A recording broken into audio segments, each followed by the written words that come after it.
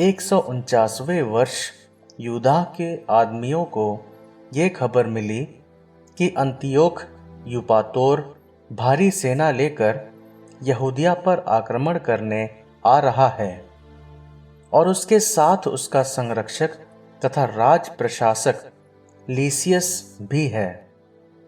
उनके पास 1,10,000 पैदल सैनिक थे, 5,300 घुड़सवार, 22 हाथी तथा 300 ऐसे रथ जिनके पहियों में हंसिए लगे थे।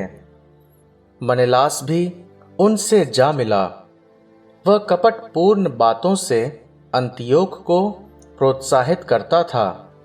उसे अपने देश के कल्याण की चिंता नहीं थी, किंतु वो आशा करता था कि ऐसा करने से उसे अपनी पहली प्रतिष्ठा प्राप्त होगी। किंतु राजाओं के राजा के विधान से अंतियोख का कोप उस दुष्ट पर भड़क उठा। लीसियस ने उसे बताया कि केवल मनेलास सारे उपद्रव का मूल है, इसलिए राजा ने उसे बरेआ ले जाने और वहां के रिवाज के अनुसार उसे प्राण दंड देने का आदेश दिया। वहां 50 हाथ ऊंची एक मीनार थी जो राख से भरी थी। उसके शिखर पर घूमने वाली एक कीप थी और जो कुछ भी उसमें डाला जाता वह राख में गिरता।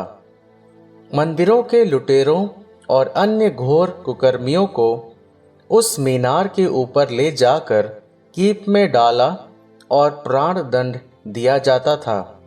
संहिता का उल्लंघन करने वाले मनेलास को ऐसा ही प्राण दंड दिया गया। उसे नहीं दफनाया गया। यह उचित भी था, क्योंकि उसने वेदी के विरुद्ध, जिसकी राख और आग पवित्र है, बहुत से अपराध किए। उसे राख में मरना पड़ा। राजा आग बबूला था।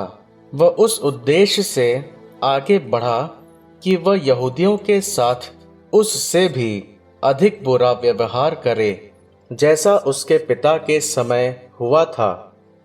जब यूदा को इसका पता चला तो उसने लोगों को आदेश दिया कि वे दिन रात प्रभु से प्रार्थना करते रहें, जिससे वो पहले की तरह उनकी सहायता करे, क्योंकि वह समय आ गया जब वे संहिता, स्वदेश और पवित्र मंदिर से वंचित किए जाएंगे।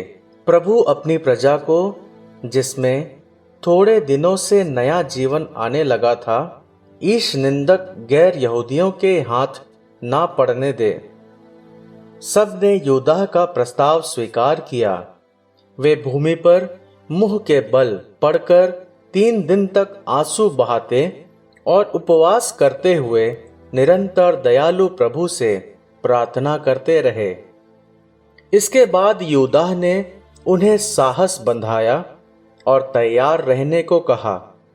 नेताओं के साथ परामर्श करने के बाद, इससे पहले कि राजा की सेना यहूदियों में घुस आए और नगर पर अधिकार कर ले, उसने प्रस्थान करने और ईश्वर की सहायता से निर्णयात्मक युद्ध करने का निश्चय किया। उसने युद्ध का परिणाम संसार के सृष्टिकर्ता के हाथ देकर अपने आदमियों को उत्साहित किया कि वे संहिता, मंदिर, नगर, स्वदेश और उसकी संस्थाओं के लिए मरण तक साहस पूर्वक युद्ध करें। उसने मोदी के पास पड़ाव डाला। वह अपने सैनिकों को संकेत शब्द ईश्वर की विजय देने के बाद चुने हुए शूरवीर युवकों के साथ रात को राजा के तंबू पर टूट पड़ा। उन्होंने शिविर में लगभग 2,000 लोगों को मार गिराया और महावत के साथ प्रमुख हाथी का वध किया। वे शिविर में इस प्रकार डर और आतंक फैलाने के बाद दिन निकलते ही सकुशल लौटे। ये आक्रमण इसलिए सफल हुआ कि प्रभु यूदा की रक्षा करता था। राजा को यहूदियों के आक्रमण से यहूदियों की वीरता का पता चला, इसलिए अब उसने कपट से किला बंद नगर अपने अधिकार में करने का प्रयत्न किया। उसने उनके किला बंद बेत सूर पर आक्रमण किया, किंतु उसे भागना पड़ा। उसने फिर उस पर आक्रमण किया तो उसे फिर पराजित होना पड़ा।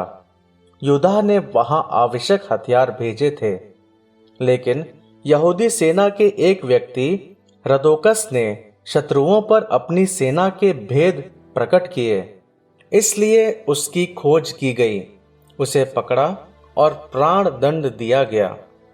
जब राजा ने फिर बेत सूर के निवासियों से बातचीत और संधि करनी चाही, तो उन्होंने ये स्वीकार किया। राजा ने वहां से चलकर यूदा के आदमियों पर आक्रमण किया, किंतु वह पराजित हो गया। उसी समय उसे पता चला कि फिलिप विद्रोही बन गया है, जिसे वो राज प्रशासक बनाकर अंताकिया में छोड़ आया था। इससे वह इतना घबरा गया कि उसने यहूदियों को बुलाकर उनसे संधि करने का प्रस्ताव किया।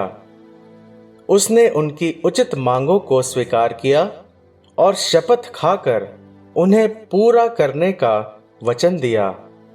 इस संधि के बाद उसने बलि चढ़ाई, मंदिर का सम्मान किया और उसे उदार दान दिए।